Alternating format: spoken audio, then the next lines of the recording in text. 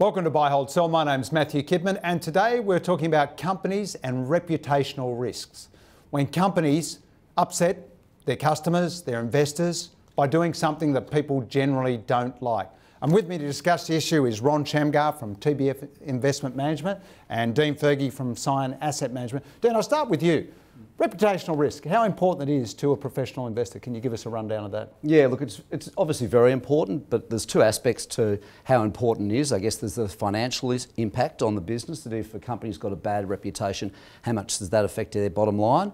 And I think as investors, you're also concerned about your ethics, whether you're comfortable investing in a company you think might be acting in their financial best interest, but not in ones that you're morally comfortable with. Okay, Ron. Recently, Aveo, the old aged care provider, had very poor publicity, treating some of their customers very poorly. Can you give us a rundown of what that means for the business?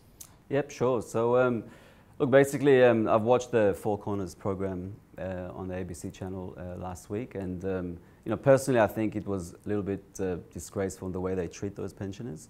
In terms of the business, obviously, it's under the spotlight now, and the ACCC are investigating into it. I don't think it's a terminal issue for the business. It's quite a large business, and there's a large demand for the service that they provide. Reputation is very important to the brand, and that may impact them going forward.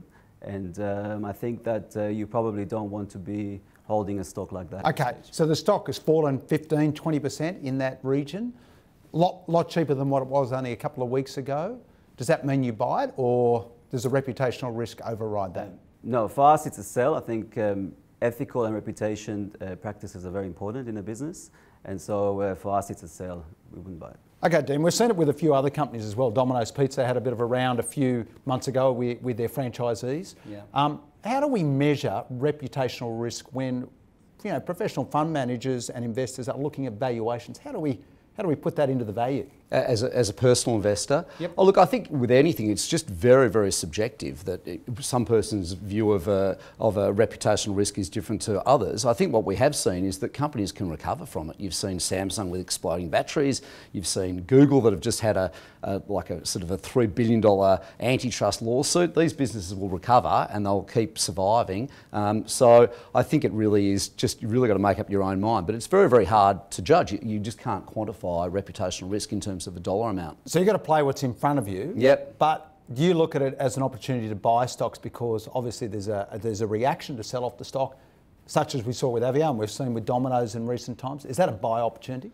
Not for us. We have a very open, view of the market, and I guess if there are stocks that are tainted out there in terms of reputation, we just rather let other investors try and bottom pick them and leave them to someone else. Okay, Ron, let's go back to Aveo. What would actually turn you around? They've obviously come out and defended themselves from the allegations. Yep. What would turn you around and make you a buyer of that stock?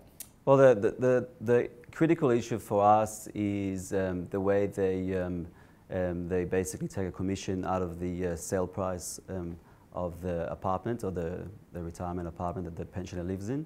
And I think that the key driver of profitability for them is churning over these residents.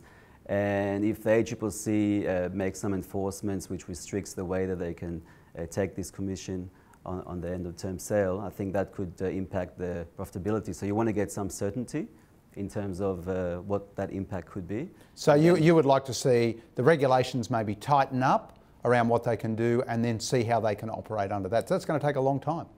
You don't need to be there. Okay, so reputational risk is important. How do we measure it? It's very difficult, but take it into account.